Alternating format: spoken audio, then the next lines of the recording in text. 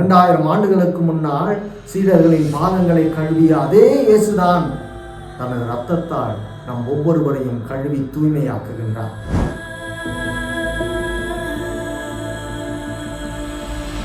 நம் ஒவ்வொருவரையும் பிறரை அன்பு செய்ய அழைக்கின்றார். நாம் இயேசுவோடு இணைந்திருக்க வேண்டும் என்ற அழைப்பை கொடுக்கின்றார். நாம் தூய ஆவியை பெற்றுக்கொள்வோம் என்று சொல்கின்றார். நமக்காக அவர் இறைவனிடத்திலே ஜெபிப்பவராக, நமக்கு வேண்டிய வரங்களை பெற்றுத் தருபவராக இருக்கின்றார்.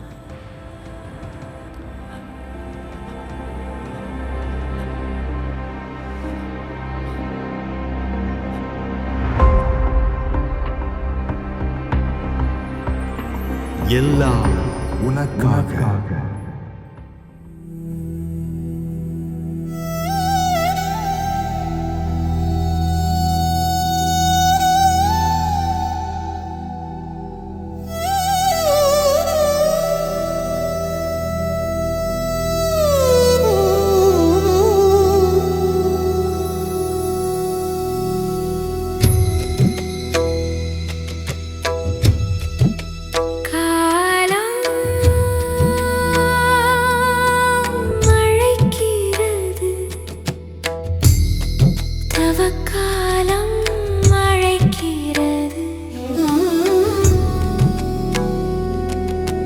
மன்னக வாழ்வின் உன்னதமுணர விண்ணக வாழ்வை மண்ணிலும் கொணர.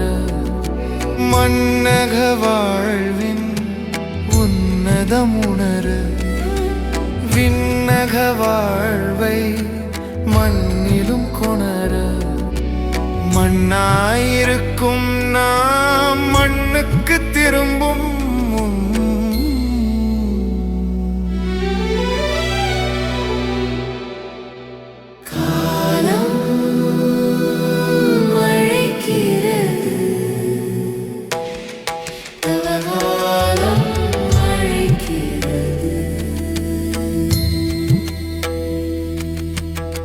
யோவான் நற்செய்தி 21 அதிகாரங்களை கொண்டது. அந்த 21 அதிகாரங்களிலே 5 அதிகாரங்கள் இந்த வீட்டின் மேலறையில் நடந்ததாக யோவான் பதிவு செய்கின்றார். மார்க்கு நற்செய்தி 14ஆம் அதிகாரம் 12 முதல் 16 முடிய உள்ள இறைவசனங்களிலும், லூக்கா நற்செய்தி 22ஆம் அதிகாரம் 7 துவங்கி 13 முடிய உள்ள இறைவசனங்களிலும் வாசித்தால், திருத்தூதர்கள் இயேசுவிடத்தில் வந்து பாஸ்காவிருந்துள்ள நாங்கள் எங்கே ஏற்பாடு செய்ய வேண்டும் என்று கேட்டதாக இயேசுவை வினவுகின்றார். இயேசுவும், ஊருக்குள் செல்லுங்கள், உங்களுக்கு எதிரே ஒருவன் குடம் சுமந்து வருவான், அவனிடத்தில் கேளுங்கள், அவன் வீட்டின் மேலறையை ஒன்று காட்டுவான், அங்கே ஏற்பாடு செய்யுங்கள் என்று சொல்கின்றார். ஆக இந்த ஒரு மேலறை விபலியத்தில் இயேசுவின் பாடுகளில் ஒரு துவக்க நிகழ்வாக இருப்பதை நாம் பார்க்கின்றோம். இன்று நான் உங்களோடு இந்த மேலறையில் நடந்த 7 முக்கிய நிகழ்வுகளை தியான சிந்தனையாக பகிர்ந்து கொள்கின்றேன். அன்பு சகோதர சகோதரிகளே, இந்த வீட்டின் மேலறையில் தான் இயேசு தனது சீடர்களை அழைத்து வந்து அவர்களின் பாதங்களை கழுவினார். போதகரும் ஆசிரியரும் ஆகிய நான் உங்கள் பாதங்களை கழுவினேன் என்றால், நீங்களும் ஒருவர் மற்றவரின் பாதங்களை கழுவ கடமைப்பட்டிருக்கின்றீர்கள் என்று அவர்களுக்கு ஒரு பாடம் கற்பிக்கின்றார். இதுதான் இந்த வீட்டின் மேலறையில் நாம் கற்க வேண்டிய முதல் பாடம். இதை யோவான் நற்செய்தி 13ஆம் அதிகாரம் 1 முதல் 17 முடிய உள்ள இறைவசனங்களில் நாம் வாசிக்கின்றோம், தியானிக்கின்றோம். இந்த வீட்டின் மேலறையில் நடந்த 2ஆம் நிகழ்வாக நாம் தியானிப்பது இயேசுவின் இறுதி உணவு. தன் சீடர்களோடு பாடுபடுவதற்கு முன்னால் அவர் உண்ட உணவு என்றும் சொல்லலாம், இயேசுவின் பிரியாவிடை உணவும் என்றும் சொல்லலாம். இதை ஒத்தமை நற்செய்தியாளர்கள் மார்க்கு தனது நற்செய்தியில் 14ஆம் அதிகாரத்தில் 22 26 முடிய உள்ள இறைவசனங்களிலும், மத்தேயு தனது நற்செய்தியில் 26ஆம் அதிகாரத்தில் 26ஆம் இறைவசனத்திலிருந்து 30ஆம் இறைவசனம் வரையிலும், லூக்கா தனது நற்செய்தியில் 22ஆம் அதிகாரத்தில் 14ஆம் இறைவசனத்திலிருந்து 23 முடிய உள்ள இறைவசனங்களிலும் பதிவு செய்கின்றார். இந்த இரவின் வாழ்வின் போதுதான் இயேசு அப்பத்தை எடுத்து யூதாசுக்கு கொடுத்து, நீ செய்ய இருப்பதை விரைவில் செய் என்று சொல்ல, யூதாசு அப்பத்துண்டை பெற்றுக்கொண்டு இயேசுவை காட்டிக் கொடுப்பதற்காக இயேசுவை விட்டு விலகிச் சென்றான். அது இரவு நேரம் என்று யோவான் தனது நற்செய்தியில் 13ஆம் அதிகாரத்தில் 30ஆம் இறைவசனத்தில் பதிவு செய்கின்றான். 3ஆம் நிகழ்வாக நாம் பார்ப்பது, இயேசு இவர்களுக்கு புதியதொரு கட்டளையை தருகின்றார். புதியதொரு கட்டளையை உங்களுக்கு தருகின்றேன் என்று சொல்லி அவர் சொல்வது, நான் உங்களை அன்பு செய்தது போல நீங்களும் ஒருவர் மற்றவரை அன்பு செய்யுங்கள் என்ற ஒரு புதிய கட்டளை தருகின்றார். நீங்கள் எப்படிப்பட்டவர்களாக இருந்தாலும் நான் உங்களை இறுதி வரையில் அன்பு செய்வேன் என்று யோவான் நற்செய்தி 13ஆம் அதிகாரம் 1ஆம் இறைவசனத்திலே அவர் போதிக்கின்றார். முடிவு வரை அவர்களை அன்பு செய்ததாக சொல்கின்றார். ஆக இந்த புதியதொரு கட்டளை இயேசு திருத்தூதர்களுக்கு தருவது இந்த வீட்டின் மேலறையில் நடந்த 3ஆம் நிகழ்வு. 4ஆம் நிகழ்வாக நாம் பார்க்கலாம். யோவான் நற்செய்தி 13ஆம் அதிகாரம் 31ஆம் இறைவசனத்திலிருந்து 38ஆம் இறைவசனத்தில் வரையில இயேசு இறுதியாக தான் பட வேண்டிய பாடுகளை பற்றியும், அந்நேரத்தில் சீடர்கள் எல்லாம் அவரை விட்டு விலகி ஓடுவார்கள், இயேசு தனித்து விடப்படுவார் என்பதை பற்றியும் சொல்கின்றார். அது மட்டுமல்ல, அப்படி சொல்கின்ற இயேசு சீடர்களையும் உறுதிப்படுத்துகின்றார், அவர்களும் இயேசுவுக்காக பாடுபடுவார்கள் என்பதையும் யோவான் நற்செய்தி 15ஆம் அதிகாரம் 18ஆம் இறைவசனத்திலிருந்தும், யோவான் நற்செய்தி 16ஆம் அதிகாரம் 20ஆம் இறைவசனமும் இதை விளக்கிச் சொல்கின்றது.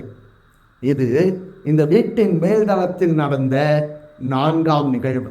5ஆம் நிகழ்வாக நாம் பார்ப்பது, இயேசுவும் தந்தையும் ஒன்றாக இருக்கின்றார்கள் என்கின்ற உண்மையை இயேசு தனது சீடர்களுக்கு இந்த வீட்டின் மேலறையில் தான் பகிர்ந்து கொண்டான்.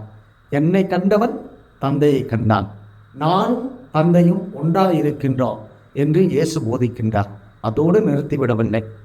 திருத்தூதர்களை பார்த்து, நீங்கள் என்னோடு இணைந்திராவிட்டால் கனித்தர இயலாது என்றும் திருத்தூதர்களுக்கு அவர் போதனை செய்கின்றார். இதை யோவான் நற்செய்தி 15ஆம் அதிகாரம் 1லிருந்து 5 முடிய உள்ள இறைவசனங்களை வாசிக்கின்றோம். இது இந்த மேலறையில் நடக்கின்ற 5ஆம் நிகழ்வு. 6ஆம் நிகழ்வாக நாம் பார்ப்பது, இயேசு இறக்கப் போகின்றார், அடக்கம் செய்யப்படுவார். திருத்துதர்களெல்லாம் அச்சப்பட போகின்றார்கள், கலங்கி பயந்து ஓடி ஒளியப் போகின்றார்கள். ஆனால் இயேசு சொல்வது, தூய ஆவியாம் துணையாளரை உங்களிடத்திலே தந்தையானவர் அனுப்புவார் என்று சொல்கின்றார். இதை நாம் யோவான் நற்செய்தி 14ஆம் அதிகாரம் 15லிருந்து 26 முடிய உள்ள இறைவசனங்களிலும், யோவான் நற்செய்தி 16ஆம் அதிகாரம் 12ஆம் இறைவசனத்திலும் வாசிக்கின்றோம். ஆக தூய ஆவியானவரை பெற்றுக்கொள்வீர்கள் என்று இயேசு வாக்குறுதி கொடுத்ததும் இந்த வீட்டின் மேலறையில் தான். 7ஆம் நிகழ்வாக நாம் பார்ப்பது, இயேசு தனது திருத்தூதர்களுக்காக, சீடர்களுக்காக, அவர்களின் ஒற்றுமைக்காக தந்தையிடத்தில் நீண்டதொரு ஜெபத்தை வேண்டுகின்றார். அன்பு சகோதர சகோதரிகளே, இந்த 7 நிகழ்வும் இந்த வீட்டின் மேல்தளத்தில் நடந்தது, மேல் அறையில் நடந்தது. இந்த தவக்காலத்தில் மட்டும்தான் இந்த வீட்டின் மேலறையா என்றால் கிடையாது. திருத்தூதர் பணிகள் புத்தகம் 1ஆம் அதிகாரம் 12லிருந்து 14 முடிய உள்ள இறைவசனங்களில் வாசித்தால், திருத்தூதர்களும் சீடர்களும் பெண்களும் அன்னை மரியாளும் சேர்ந்து இதை வீட்டின் மேலறையில் ஜெபித்தார்கள். ஜெபித்த பொழுது தூயாவியை பெற்றுக்கொண்டார்கள் என்ற பதிவு திருத்தூதர் பணிகளிலே தரப்பட்டிருக்கின்றது. ஆக இயேசுவின் பாடுகளின் துவக்கமும் திருச்சபையின் துவக்கமும் இந்த வீட்டின் மேலறையில் நடந்திருப்பதை நாம் இன்று தியானிக்கின்றோம். இயேசுவோடு இணைந்திருப்போம். இயேசுவோடு இணைந்திருக்கின்ற வரையிலே நாம் ஒளி பெற்றவர்களாக இருப்போம். இயேசுவை மறுதளித்தாலோ, இயேசுவை காட்டிக் கொடுத்தாலோ, இயேசுவை விட்டு விலகிச் சென்றாரோ நாம் இருளை நோக்கி பயணிப்பவர்களாக, நம் வாழ்க்கையின் ஒளியை இழந்தவர்களாக இருப்போம் என்பதுதான் இந்த வீட்டின் மேலறை நமக்கு கற்றுத்தருகின்ற பாடம். இயேசுவோடு நாமும் செல்வோம். வீட்டின் மேலறையில அவரோடு ஒன்றித்திருப்பான். அவர் நம்மோடு உரையாடுவதை காது கொடுத்து கேட்பான். அவர் சொல்வது போல் நாம் செய்வதற்கான அருள் வேண்டுவோம். அதற்கான இந்த தவக்கால பயணம் நமக்கு உதவி புரியட்டும். வாருங்கள், இயேசுவோடு பயணிப்போம் கல்வாரியை நோக்கி.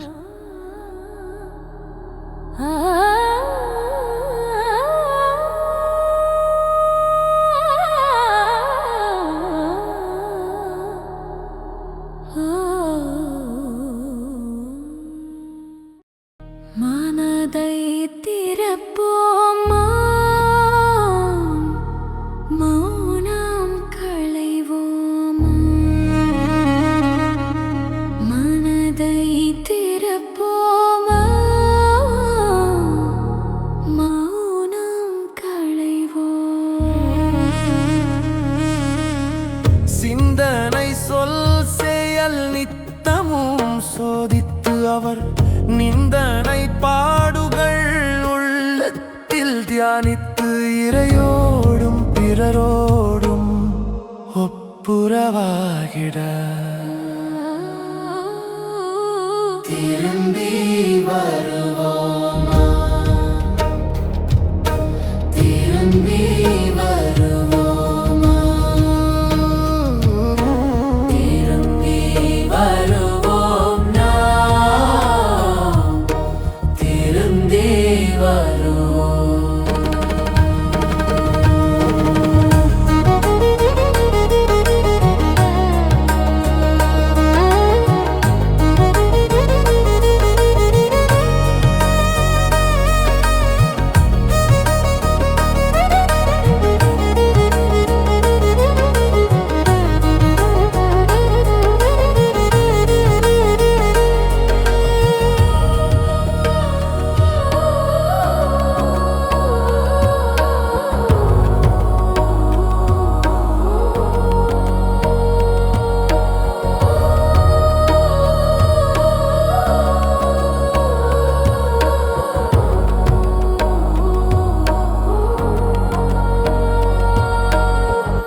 எல்லாம் உனக்காக.